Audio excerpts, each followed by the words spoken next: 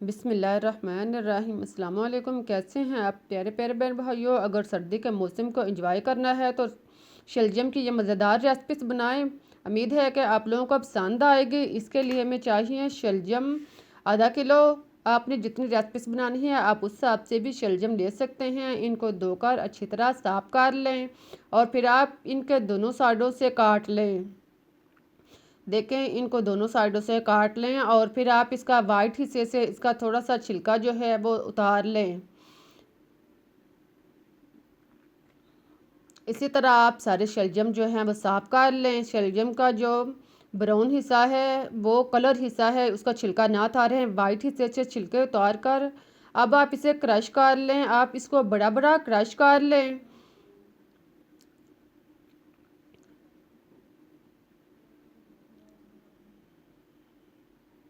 देखें, इस तरह आप शलजम को क्रश करें। इस साइज़ के सारे शलजम जो हैं वो क्रश कर लें और फिर आप इसको दबाकर इसका पानी जो है वो निकाल लें। आप इसे मुट्ठी में लें और इसको अच्छी तरह दबाएं और इसका सारा पानी जो है वो अच्छी तरह रिमूव कर लें। देखें, इसको आप अच्छी तरह दबाएंगे तो पानी जो है वो अच्छी तरह रिमूव हो जाएगा। सारे शलजम से पानी जो है वो निकाल लें और इसे एक साइड पर रख दें। आप चूल्हे पर कोई बर्तन रखें, इसमें आप 1 चम्मच ऑयल डाल लें और साथ में 1 चम्मच जीरा डालकर इसे थोड़ी देर के लिए फ्राई करें। इसके बाद आप इसमें एक दो दरमियाने साइज़ का प्याज इसको बारीक काट लें और फिर इसमें शामिल करें। प्याज डालने के बाद इसको फ्राई करें, इसे हल्का सा ब्राउन करें। जब प्याज जो है वह नरम हो जाए तो इसमें आप अदरक 1 चम्मच कुटा हुआ शामिल करें। अगर आपके पास अदरक नहीं तो आप लहसुन भी डाल सकते हैं। इसके बाद आप इसमें शलजम जो हमने क्रश करके रखे हुए थे और इनका पानी भी निकाला हुआ था इनको शामिल करें और इसे अच्छी तरह मिक्स करें। 1-2 मिनट के लिए इन्हें पकाएं। फिर आप इसमें नमक 1 चम्मच या टेस्ट के मुताबिक डालें और साथ में सुरख मिर्च कुटी हुई 1 चम्मच शामिल करें। इसके बाद आप इसमें हल्दी पाउडर 1 चौथाई चम्मच शामिल करें। साथ में खुश्क धनिया कुटा हुआ 1 चम्मच डालने के बाद अब आप इसमें काली मिर्च आधा चम्मच कुटी हुई शामिल करें। इन सबको डालने के बाद इसको खूब अच्छी तरह मिक्स करें। सारे मसाला जात को और शलजम को खूब अच्छी तरह यकजान करें और इसे थोड़ी देर के लिए पकने दें। 1-2 मिनट के बाद अब आप इसमें उबला हुआ और रेशेदार चिकन शामिल करें। आधा कप इसमें चिकन डालने के बाद अब आप इसमें 2 अदद आलू उबले और कुचले हुए शामिल करें और इसको अच्छी तरह मिक्स करें।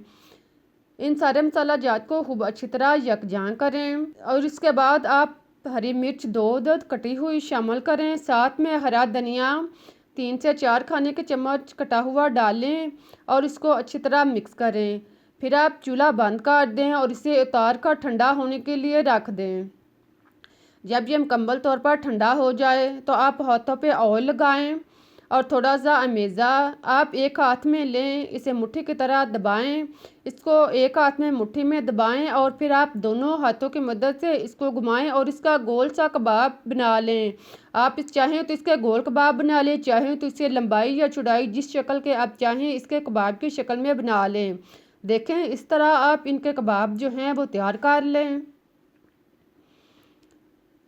इसी तरह आप सारे कबाब जो हैं वो तैयार कर लें। देखें, हमारा कबाब जो है वह तैयार हो चुका है। बहुत ही अच्छा और टेस्टी कबाब जो है हमारा तैयार हो चुका है। अब आप इसे एक साइड पर रखें। 1 अदद अंडा लें, इसको खूब अच्छी तरह फेंटें और फिर आप इसमें कबाब को अच्छी तरह रोल करें और फिर इसे फ्राई करें।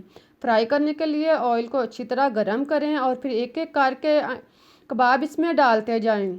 बर्तन की रिक्वायर्ड के मुताबिक इसमें कबाब डालें और फिर इसको मीडियम आंच पर पकने दें। साथ में आप इसको हरकत दें ताकि ये अच्छी तरह ब्राउन हो जाएं। प्यारे प्यारे बहन भाइयों, आपको मेरी रेसिपीज़ कैसी लग रही हैं इसके बारे में अपनी राय का इजहार कमेंट्स में दें और मेरे हौसले और तसल्ली के लिए रेसिपीज़ को लाइक करें और सपोर्ट करने के लिए चैनल को सब्सक्राइब करना ना भूलें ताकि मैं आपके लिए इससे भी ज़्यादा मज़े की रेसिपीज़ टाइम पर ला सकूँ।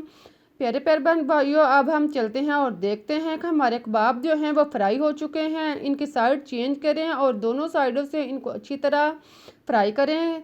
जब ये अच्छी तरह फ्राई हो जाएं तो इन्हें निकाल लें। देखें अब इनका कलर चेंज हो चुका है और कबाब जो हैं वो तैयार हो चुके हैं।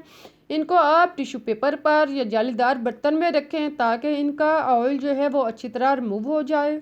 इसी तरह आप बाकी कबाब भी तैयार कर लें। अब हमारे कबाब जो हैं वो तैयार हो चुके हैं। अब हम इन्हें तोड़ते हैं। देखें कितना अच्छा और मज़े का और क्रिस्पी कबाब जो है वो तैयार हुआ है। आप इसको चाय के साथ ले सकते हैं, केचप के साथ ले सकते हैं, हरी चटनी के साथ ले सकते हैं। बहुत ही मज़े का और टेस्टी कबाब है। एक दफ़ा आप ज़रूर ट्राई करें। इंशाल्लाह जिसने कभी शलजम नहीं खाया वो भी रोज़ इस तरीक़ा से बनाकर खाएगा। अब मुझे इजाज़त दें, फिर मिलते हैं एक नई और बेहतरीन रेसिपीज़ के साथ। तब तक के लिए अल्लाह हाफिज़।